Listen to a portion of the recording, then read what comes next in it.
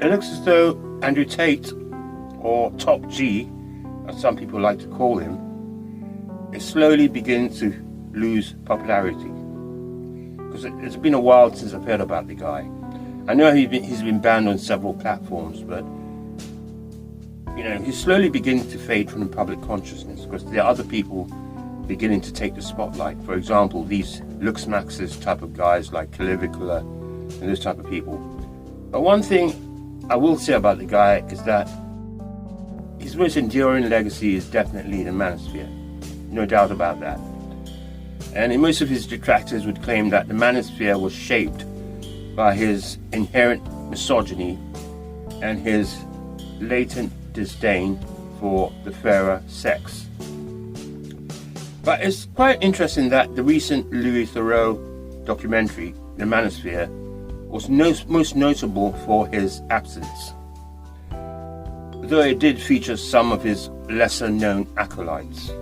And I asked myself, were they reluctant to feature him because they didn't want to be seen to be giving him free publicity, or they didn't want to be seen to be endorsing his message? Well, whatever the case, one thing that has struck me and that made me consider whether the whole Tate phenomenon is some sort of psyops is the fact that his popularity seemed to have peaked on two separate occasions, and that's when he was arrested. Now, the first time I ever heard about this guy was when he was arrested in 2022 in Romania on alleged human trafficking charges. That's the first time I ever heard about the guy. Prior to that, I had no knowledge of him whatsoever, and I'm sure a lot of people hadn't as well.